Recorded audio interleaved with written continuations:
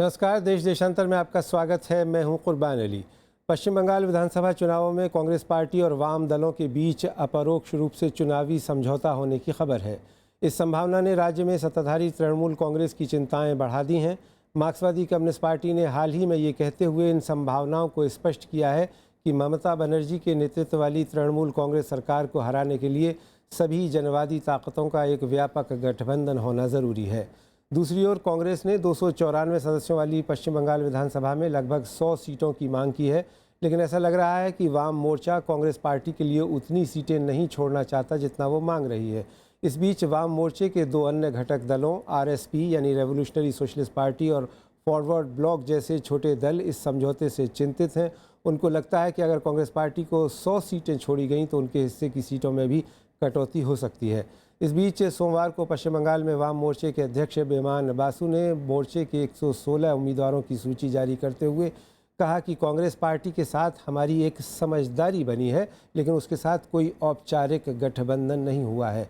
देश देशांतर में यही विषय है आज हमारी चर्चा का, जिसमें हम पश्चिम बंगाल विधानसभा चुनावों में कांग्रेस पार्टी और वाम दलों के बीच चुनावी तालमेल होने की स्थिति में होने वाले राजनीतिक परिणामों पर बात करेंगे। इस चर्चा में मेरे साथ जुड़ रहे हैं सीपीएम के राज्यसभा सदस्य ऋतुव्रतो बनर्जी, कांग्रेस पार्टी के प्रवक्ता मीम अफजल, तृणमूल कांग्रेस के वरिष्ठ नेता प्रोफेसर सौगत रॉय, सीपीआई नेता प्रोफेसर दिनेश वांशरे, भारतीय जनता पार्टी के प्रवक्ता सैयद जफर इस्लाम भी हमारे साथ होंगे, राजनीतिक विश्लेषक प्रोफेसर सुब्रतो मुखर्जी हमारे साथ मौजूद हैं और कोलकाता से फ़ोन लाइन पर मौजूद हैं वरिष्ठ पत्रकार शुबीर भौमिक। आप सभी का स्वागत है। सबसे पहले ऋतुव्रतो बनर्जी साहब, मैं आपसे शुरुआत करना चाहूँगा कि इसको लेकर के काफ़ी एक भ्रम बना हुआ है कि क्या आपका कांग्रेस पार्टी के साथ कोई गठबंधन हो रहा है, अलायंस हो रहा है, या आप उनके लिए सीटें छोड़ रहे हैं?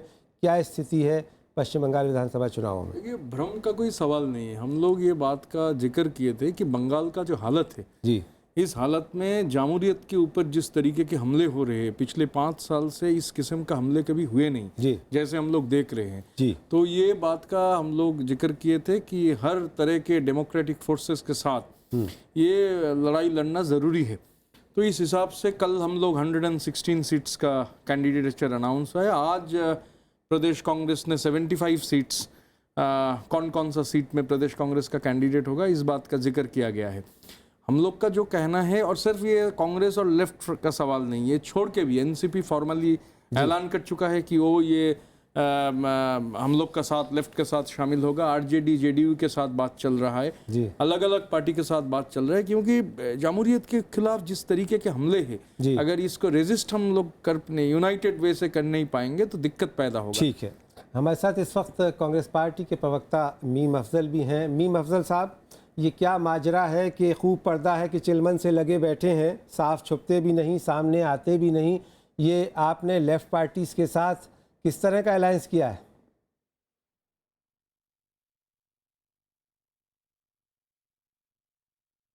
ये हमने मैं आपको ऑफिशियली बता रहा हूँ, मैं प्रवक्ता हूँ, इसलिए मेरे बयान को आप समझे कि कांग्रेस पार्टी का ये कहना है कि हमने ना तो कोई अलायंस किया है और ना ही हमने अभी तक इस पर किसी से कोई चर्चा की है। अगर कुछ लीडर्स बंगाल के अंदर डेमोक्रेटिक फोर्सेस को मजबूत करने के लिए आगे आकर के कुछ करते हैं तो हमें उस पर कोई एतराज़ नहीं है। हम अपनी जितनी ताकत है उसके मुताबिक उतनी सीटें लड़ने का प्रोग्राम बना रहे हैं।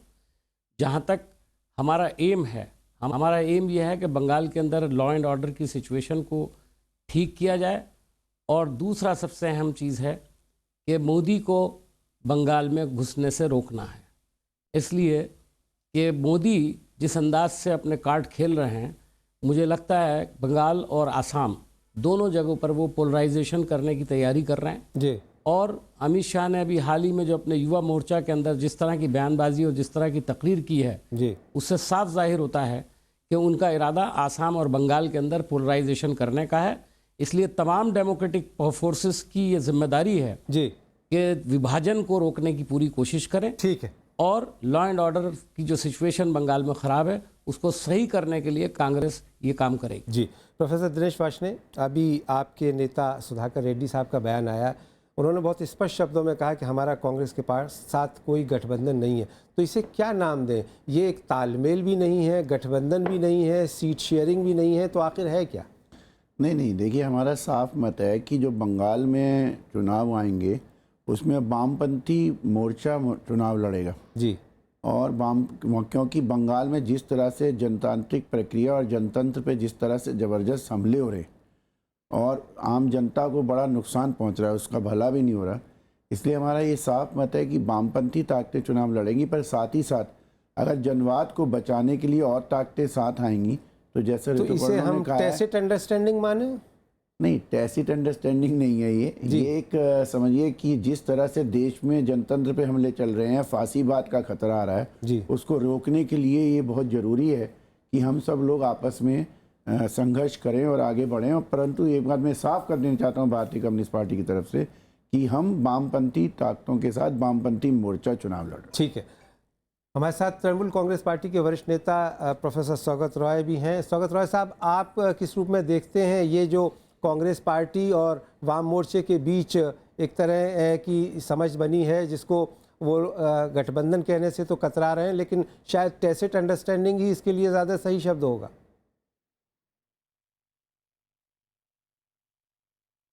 हाँ, एक तो इससे हम लोग चिंतित नहीं हैं। तृणमूल कांग्रेस पश्चिम बंगाल में सरकार चला रहा है, हुकूमत उनको है। हाँ, इसलिए वामपंथियों और कांग्रेस दोनों बहुत हताश है। तो वो दोनों एक दूसरे का हाथ पकड़ने का कोशिश कर रहे हैं, लेकिन हाथ पकड़ेंगे नहीं पूरा वो तय नहीं कर पाए। तो कल सीपीएम का जो नेता विमान बोस वो बोला हमारे साथ कोई जोट नहीं है, हम लोग एक मंच पर भाषण नहीं देंगे, हम समझौता करेंगे, अंडरस्टैंडिंग उन्होंने बोला जी। और कांग्रेस के नेता आज बयान दिया, कांग्रेस के नेता बोला कि 75 सीट में लड़ेंगे, लेकिन कांग्रेस के जो सभापति वहां पर है अध्यक्ष, वो कल बहुत नाराज थे क्योंकि वामफ्रंट उनसे बिना पूछे उनका जिला मुर्शिदाबाद में सीट का घोषणा कर दिए हैं। तो अभी इसको पूरा समझौता बनने में समय लगेगा, शायद पूरा नहीं बनेगा, उसको फ्रेंडली फाइट बहुत जगह होगा।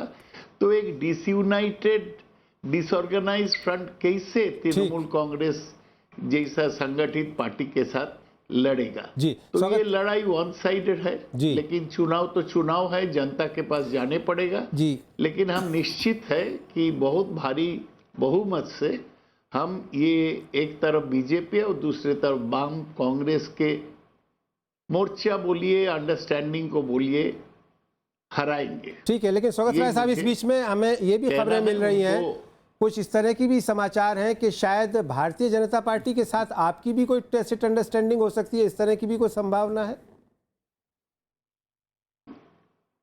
कोई सवाल नहीं उठता है। भारतीय जनता पार्टी के साथ हमारा फर्क था और फर्क रहेंगे। ये गलत प्रचार है वामपंथियों का और कांग्रेस का। हम एक सेक्युलर पार्टी है, हमारे ज़्यादा सपोर्ट बेस मुसलमानों में है, संख्यालघुओं में है। कैसे हम भारतीय जनता पार्टी के साथ हाथ मिलाएंगे, कोई सवाल ही नहीं उठता। ठीक है, लेकिन उनका हालत बहुत खराब है भारतीय जनता पार्टी का जी। उसका 17% वोट मिला था। चलिए, लोकसभा चुनाव हमारे साथ इस वक्त भारतीय जनता पार्टी के प्रवक्ता सैयद जफर इस्लाम भी हैं, हम उनसे जान लेते हैं। जफर इस्लाम साहब, आपकी पार्टी का क्या दृष्टिकोण है पश्चिम बंगाल विधानसभा चुनावों में? क्या किसी दल या गठबंधन के साथ आपका भी कोई समझौता हो सकता है या एकला चलो की नीति रहेगी? देखिए, हर स्टेट में हमारी अलग अलग नीतियां होती है और उसी तरह पश्चिम बंगाल में भी हमारी नीति है, स्ट्रैटेजी है, जो उस स्ट्रैटेजी के तहत हम काम करेंगे और उसमें गठबंधन भी हो सकता है, बिल्कुल हो सकता है, और हमारी इस दिशा में सोच भी है। लेकिन इस वक्त उसको कोई औपचारिक रूप से बात करना सही नहीं होगा। लेकिन हम ये कह सकते हैं कि हमारे जो पहले जो वोट परसेंटेज रहा था उसमें हमें पूरी उम्मीद है कि काफी वृद्धि होगी और उससे बढ़ेगी हमारे इस बार, और हमें उसका पूरा फायदा मिलेगा। ठीक है, चलिए, तो आप ये कह रहे हैं कि अभी आप संभावना से इनकार नहीं कर रहे हैं किसी तरह के गठबंधन की। आप रहे हमारे साथ, हम आते हैं आपके पास में। इस वक्त हमारे साथ पश्चिम बंगाल के वरिष्ठ पत्रकार शुबीर भौमिक फ़ोन लाइन पर मौजूद हैं। शुबीर, आप 30 वर्षों से भी ज़्यादा समय तक पश्चिम बंगाल की राजनीति को कवर करते रहे, नज़दीक से देखते रहे। आपको क्या लग रहा है कि एक तो ये कि कांग्रेस और वाम मोर्चे के बीच में जो ये एक अंडरस्टैंडिंग बनी है, इसके क्या मायने हैं, और दूसरे ये कि तृणमूल कांग्रेस को आप कहाँ खड़ा पाते हैं इन चुनावों में?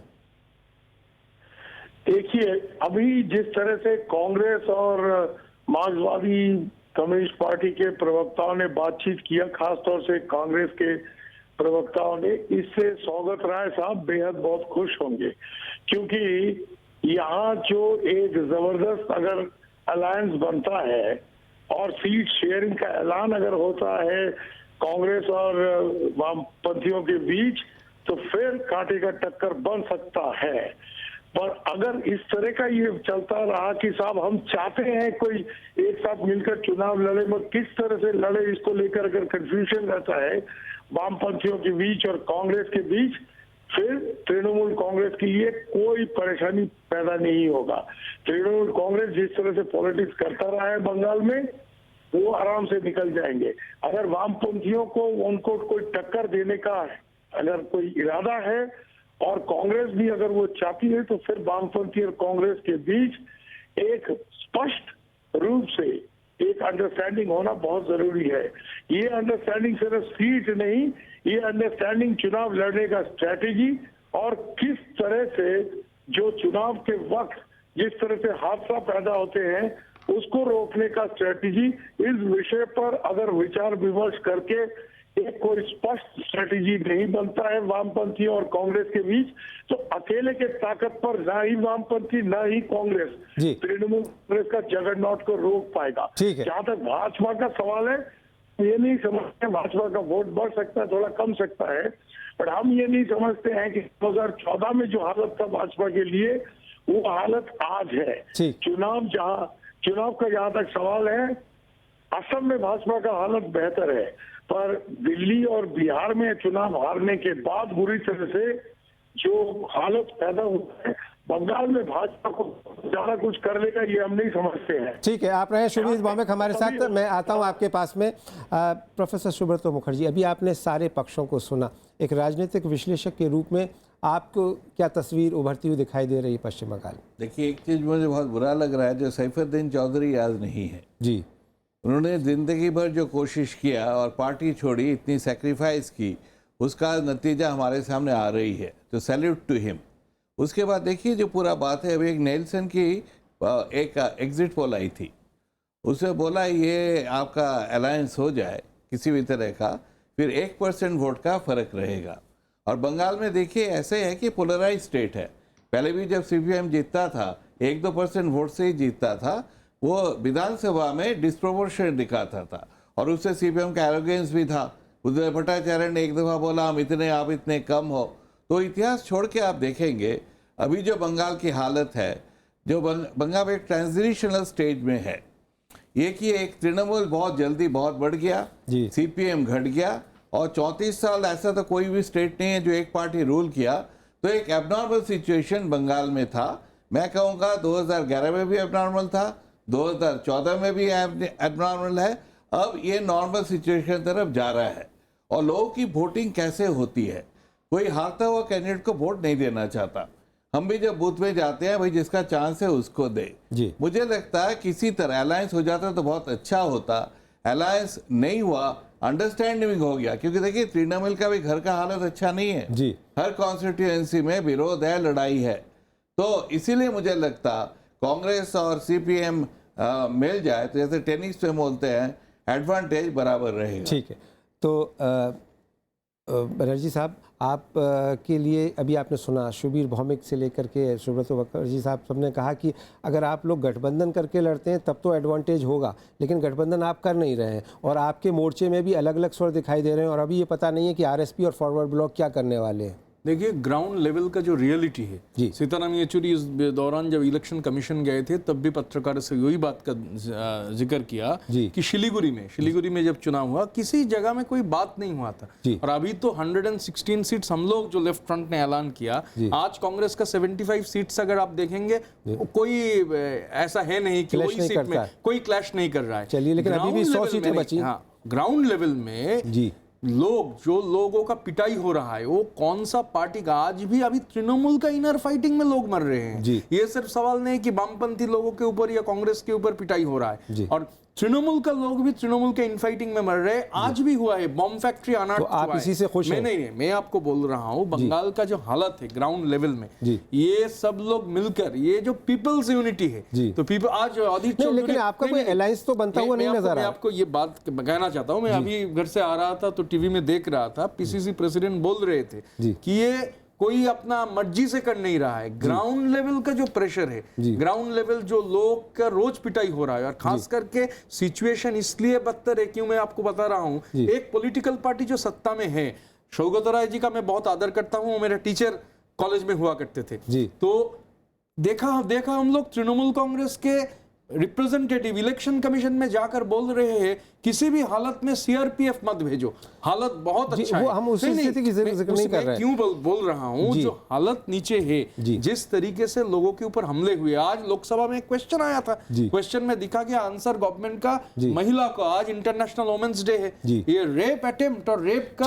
लिस्ट में विषय अंतर हो रहा है। मैं आता हूं, जो सिचुएशन है बंगाल के, ये सब मिलकर, ये सब कुछ छोड़ के सिचुएशन नहीं है। बंगाल में जो हालत है, लोगों का निर्णय है तृणमूल को हटाना है, लेकिन गठबंधन आपका नहीं हो पा रहा है, इसके बारे में लोगों का महागठबंधन बन चुका है। प्रोफेसर शौकत राय साहब, आपके शागिर्द अजीज ऋतुव्रत बनर्जी साहब ने कहा कि आपके खिलाफ माहौल बन चुका है, क्या आप इस बात को तस्लीम करते हैं, इस बात को कबूल करते हैं कि अब माहौल बन गया है? और दूसरी बात ये कि अभी बीजेपी प्रवक्ता ने कहा कि हमारे सारे विकल्प खुले हुए हैं, यानी हमारा तृणमूल के साथ भी गठबंधन या समझौता हो सकता है। सीट्स में लड़ेगा तो बाकी को सीट में किसको सपोर्ट करेगा?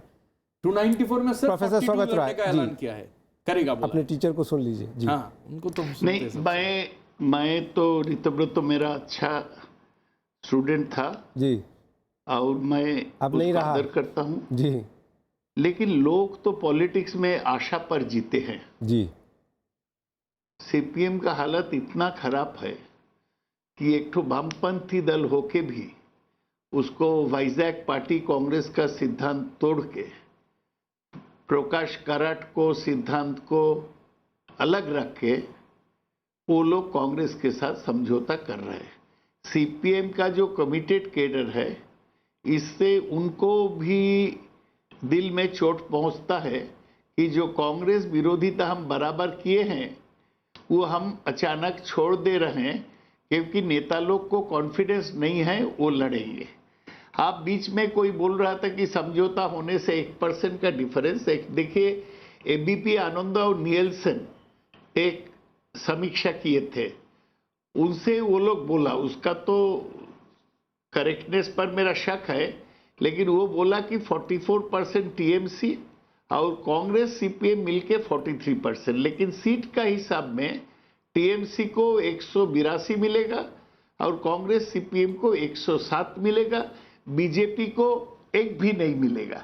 मैं तो ये असेसमेंट को पूरा नहीं मानता हूँ, लेकिन आप मान भी ले ये फेवरेबल है लेफ्ट बीजेपी के लिए, तब भी उसको सीट 100 के आसपास पहुंच सकता है, नहीं भी पहुंच सकते हैं। और उसको समझौता जिस ढंग से आगे बढ़ रहा है, एक तरफ से अधीर नाराज है कि मुर्शिदाबाद में सीट डिक्लेयर कर दिया, आप दोनों लोग एक दूसरे के खिलाफ ही सोच रहे हैं, सीपीआई नहीं चाहते हैं कि समझौता हो, तो इस समझौता को लेकर लेकिन उनको तो मिल के 50 सीट से ज्यादा मिलना। मेरा सवाल आपसे था कि क्या बीजेपी के साथ में आपका कोई गठबंधन होगा कि नहीं? ग्राउंड लेवल में तो लड़ने का हालत उसको है नहीं। आपने बीजेपी का सवाल का जवाब नहीं दिया। बीजेपी को एबीपी नियल्सन बोला बीजेपी को 6% वोट होगा और एक भी सीट नहीं मिलेगा। नहीं, मुझे तो बीजेपी को एक भी सीट नहीं दिखाई देता। ठीक, पहले 2011 में भी ऐसा हुआ था, बाद में बाई इलेक्शन में वो जीता था, मेरे ख्याल में 2011 का पोजीशन में जाएगा, बीजेपी को सीट नहीं मिलेगा। वो मोदी जी को लाए कि किसी को लाए, सीट उसको मिलने वाला नहीं है। जी वार्ष्णेय साहब, मैं आपसे समझना चाहूँगा कि जो लेफ्ट की बात कही जा रही है, मेरे इस सवाल का जवाब अभी तक नहीं मिल पाया कि आपके यहाँ 4 पार्टियाँ हैं, बल्कि 11 पार्टियों का मोर्चा कहलाता है पश्चिम बंगाल में, तो लेकिन 4 तो प्रमुख घटक दल हैं। तो आखिर उनके बीच में जो ये एक खबरें आ रही हैं कि एकता नहीं रह पा रही है, क्या ये बात सही है? नहीं, बिल्कुल सही नहीं है। हमारा वामपंथ पार्टी का और सीपीआई का साफ मानना है कि हम वामपंथ की तरह चुनाव लड़ेंगे और हमारा आपस में जो भी प्रॉब्लम होगा वो हम आपस में बैठ कर उसको सॉल्व कर लेंगे अगले 2 दिन में, उसमें कोई प्रॉब्लम नहीं। ठीक है। शुबीर भौमिक साहब, आपने अभी कुछ दिन पहले लिखा था कि इस बात की भी संभावना है कि शायद फॉरवर्ड ब्लॉक तृणमूल के साथ चला जाए अगर आरएसपी नहीं जाती है, क्या इसकी भी कोई संभावना है? नहीं, संभावना का जिक्र हमने नहीं किया था। हम कह रहे हैं कि ये तृणमूल की तरफ से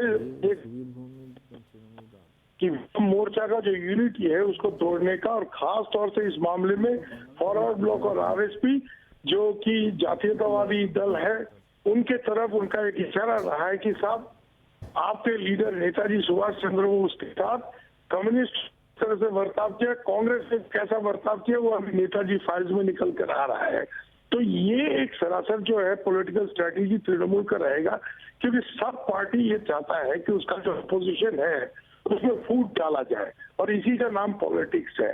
इसके साथ साथ एक चीज हम जरूर कहेंगे कि दूसरे तरफ तृणमूल के अंदर भी, क्योंकि रूलिंग पार्टी रहने की हैसियत से उनके अंदर जो गड़बड़ है, अभी किया गया आपके प्रोग्राम में कुछ इसके द्वारा, वो भी एक प्रॉब्लम है, और उसको सॉल्व करने के लिए तृणमूल की लीडरशिप अपने आप को, अपने घर को ठीक करने के लिए उनके लिए इसका जो बात हो रही है, देखो आप लोग। शुबीर भौमिक साहब, आपके साथ संपर्क में कुछ तकनीकी खराबी, शायद आपकी आवाज़ ठीक नहीं आ पा रही। बहुत बहुत शुक्रिया हमारे साथ कोलकाता से जुड़ने के लिए। मीम अफजल साहब, बहुत संक्षेप में कि आपकी पार्टी की तरफ से भी खबरें ये आ रही हैं कि जगह ये छपा है कि साहब कांग्रेस अध्यक्ष सोनिया गांधी इससे खुश नहीं है और शायद उसका अप्रूवल उनको नहीं है। अब बात तालमेल की तो ये सिमट करके रह गई है कि अंडरस्टैंडिंग रहेगी, लेकिन जॉइंट कैंपेन कोई हो पाएगा, इसकी कोई संभावना दिख रही है?